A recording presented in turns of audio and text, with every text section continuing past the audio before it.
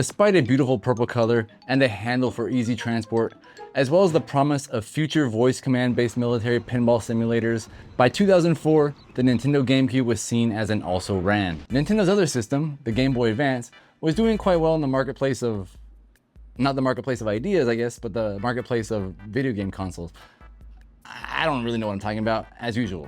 Moving on. Nintendo as a whole was increasingly seen as a bit player in the video game industry. Many people were saying that Nintendo would soon go the way of Sega and become a dreaded third-party publisher. Nintendo's biggest competitor, Sony, was riding high with hit after hit, from the PlayStation 1 to the PlayStation 2, and soon its answer to the Game Boy Advance, the creatively dubbed PlayStation Portable. Development of the PSP was announced in 2003. The video games media and message board console warriors proclaimed the end of Nintendo was nigh.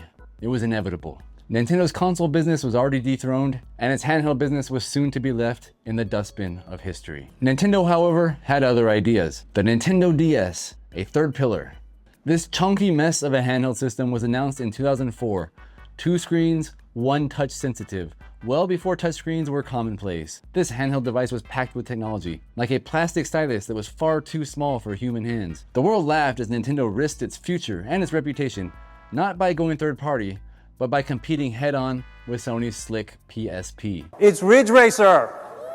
Ridge Racer! The Nintendo DS was vital to the success of Nintendo going forward. Their president, Hiroshi Yamauchi, said, and I quote, except he said it in Japanese, so it's not really a quote, "If the DS succeeds, we will rise to heaven.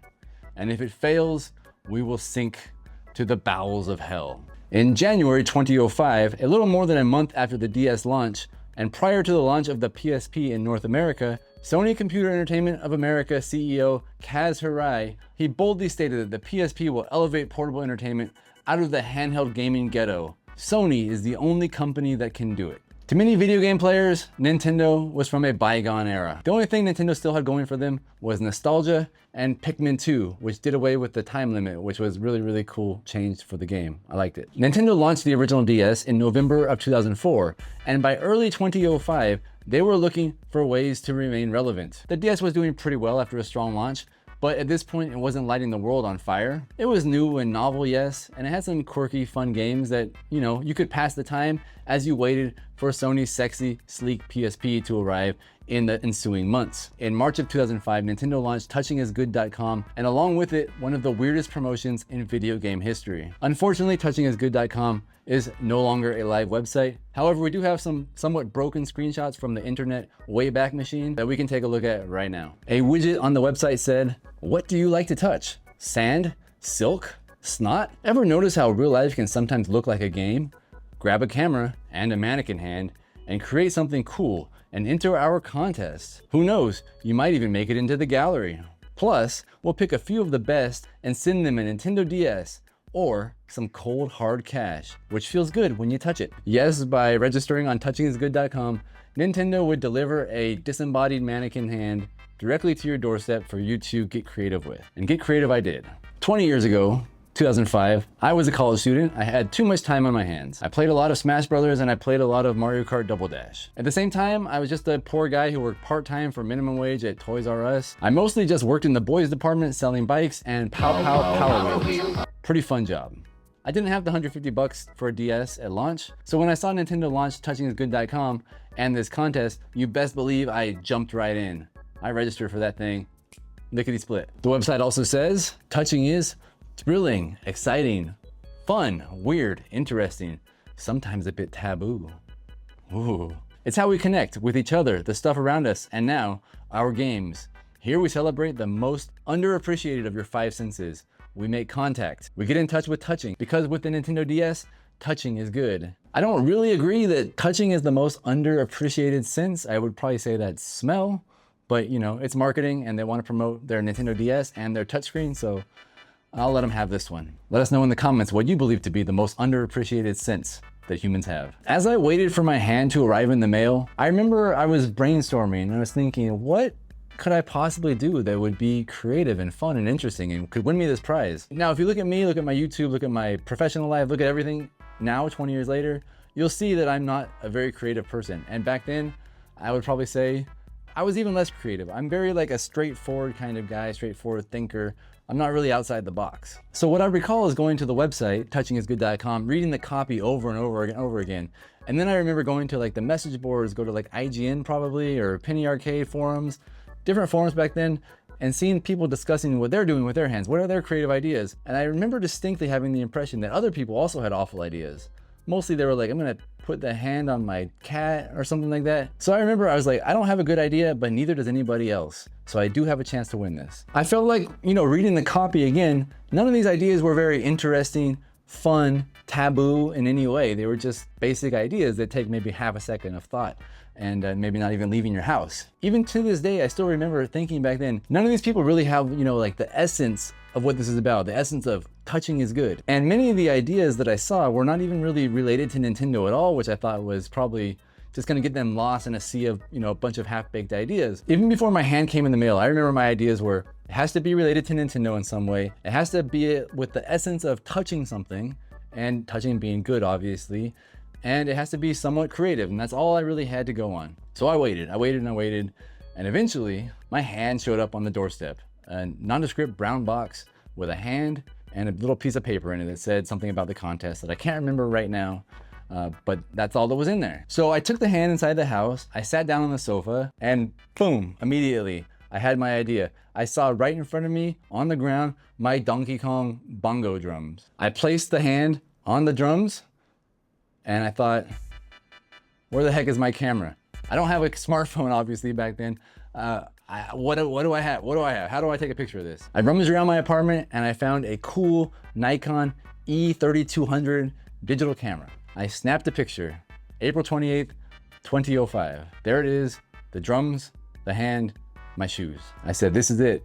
This is the idea. Now, how do I make it really, really good? How do I make this a winner? To me, Donkey Kong Jungle Beat exemplified everything about the prompt. It was exciting, it was fun, it was weird, it was interesting, and maybe even a little bit taboo, I guess. I had video game bongos laying around my house. It didn't exactly help with the ladies. They felt it was a little taboo, I think, at that time. Okay, so now I got the hand, I got the drums, I got the basic idea, I got the concept. What's next? Probably the only time in my entire life that a good creative idea just came to me, without even like having to actually think about it. It just happened. It was like lightning in a bottle for me. And that never happens because I'm an idiot. I thought a real life Donkey Kong Jungle Beat. So 2 days later, I jammed some bongos into my backpack. I jammed my camera in there. I got a fake hand. I drove straight to San Francisco, straight to the zoo, and made a beeline for the gorilla exhibit. And when I got there, there were no gorillas. Well, there was one gorilla kind of sitting far away, up on a rock with a really messy background, foreground also awful. But I tried. I took out my bongos, I put the hand on there, I took a picture. The picture was terrible. And I could feel the other guests in the zoo just like staring at me, even if they probably might not have been. I don't know, I could feel them piercing into my skull. I felt so cringe, so embarrassed to be sitting here with a hand, with video game bongos, taking pictures of gorillas. I felt like such an idiot. And I had to sit there and wait, and no gorillas ever came to a good spot for a picture. I must have sat there for 2 hours, maybe 3 hours. I was just sitting there waiting, trying to get a good picture of the gorillas. And finally, a gorilla walked past. Maybe they called him in for lunch or something. I don't know, he was going to the little hole. I took some pictures of him, and it was awful. It was a small little gorilla, and the light was bad, and it's just not good. And I thought, well, shoot, my idea was good, but my execution is terrible. What am I gonna do? Honestly, I felt like a complete lunatic and a complete loser. I still feel that way. No, I'm kidding. But no, everything worked out because eventually the silverback, the big male gorilla, came walking in. The San Francisco fog kind of parted, the sun came out, and it shined directly on this silverback's silverback as he walked past. I had the hand set up, the bongo set up, it was perfect.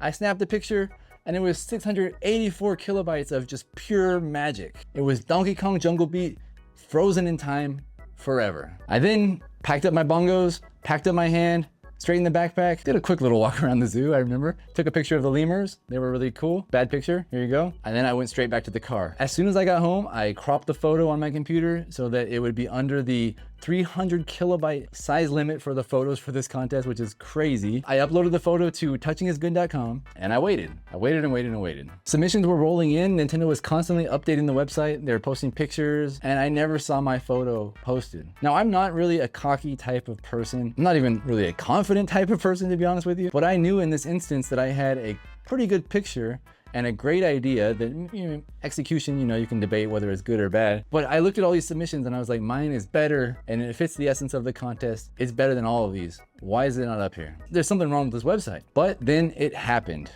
I got an email from Nintendo saying that I was one of the winners and I should check the website. I was thrilled. I was like, holy crap, I won this contest. I believe even the email said I won first prize, which I thought, wow, that's awesome, right? That's $1,000. That's, you know, I'm the best. I'm absolutely the winner here. So I checked the website and yes, it was first prize, but the prize tiers were grand prize, first prize, second prize. So essentially I got second prize, which was a Nintendo DS and $500 US. So I was pretty happy. And I must say that the grand prize winner did deserve to win. They made this really cool video, which at the time, the technology, probably they're doing green screen and stuff like that. Who knows how they did it? At that time, I could barely even like open Photoshop Essentials, I guess, you know, but these guys were doing amazing things and they have a really cool video that we can watch right now in probably like 240p. Sorry about that.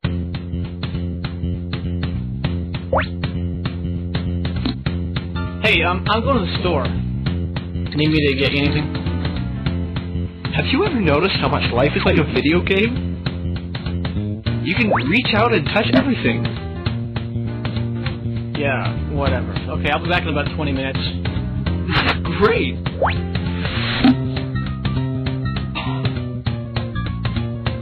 Don't touch any of my stuff while I'm gone. Ow! What are you doing?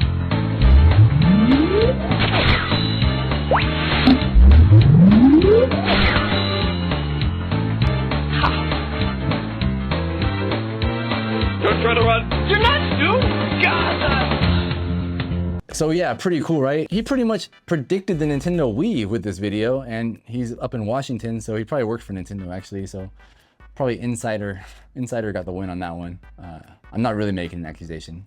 Don't come at me. I did try my damnedest before doing this video to find Steve B, to find his contact information, find anything about him. I wanted to reach out to him before I made this video, see if he had any memories of winning this contest and what he could share with us, but I couldn't find his information. So if anybody knows him and thinks he'd be willing to like send me an email or something, please reach out to me, send me an email. That'd be really cool. I would love to make a follow-up and see how you came up with your idea and your process. And of course, congratulations on winning the grand prize 20 years ago. Really cool. Second prize, the one after me, I couldn't find it at all. I was looking forever. My recollection, and the name supports it, the name is 1UP. My recollection is that it was a picture of a 1UP mushroom on like a fence outside, maybe somebody's backyard, and it was the hand reaching out to touch it. If anybody knows that person or can find that picture, also please share it with me.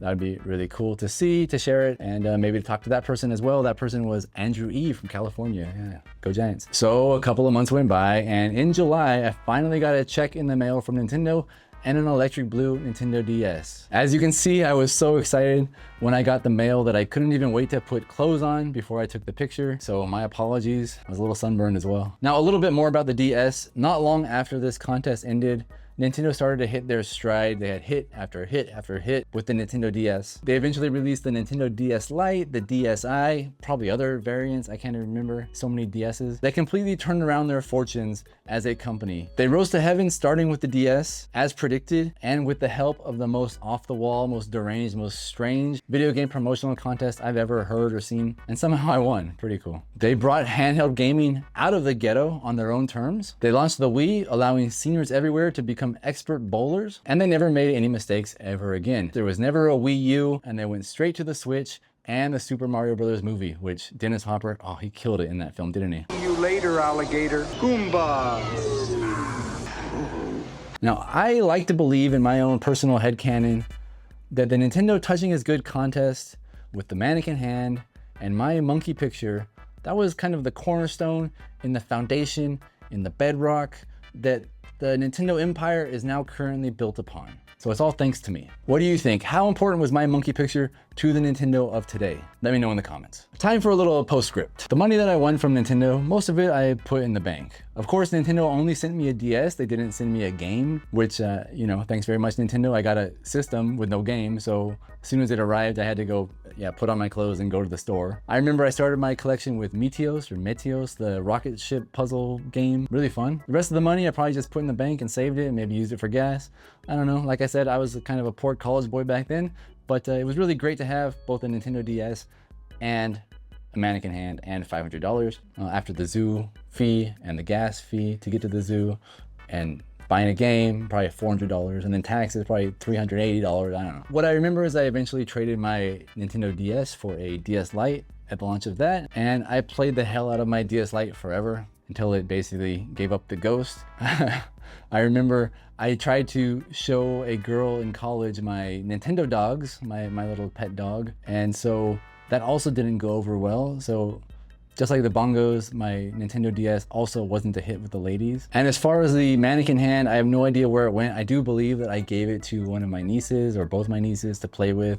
I had no use for a mannequin hand and didn't say Nintendo on it, so I don't think there was any real value in it. Who knows? I don't know really what happened to it. So yeah, that's that. Also for this video, I did reach out to Nintendo's media relation team. They didn't get back to me. I did reach out to some other journalists and podcasters. I did hear back from a couple, but nobody that either remembered this contest or wanted to talk about it or had anything to share that had any value, which is all totally a-okay, it's fine. But if anybody does now see this video and wants to share anything about it, I would love to hear from you, especially if you're one of the 2 winners, or if you're one of the people who came up with the contest, or if you're Reggie and you're the one who chose my picture because you loved it so much. Reggie, talk to me, tell me about why you chose my picture. What did it make you feel when you saw it? You know, how often do you think about it? Those sorts of questions I really like answers to. Finally, before I let you go, I do want to share more random stories from my life. So I've been a part of a lot of really interesting and strange things in my life, and they don't all involve disembodied limbs. So make sure you subscribe if you want to hear more fun tales to tell in the dark or whatever. Thank you for watching, and I'll see you guys in the next video. Goodbye. Let's go. If you don't tell me where that meteorite piece is,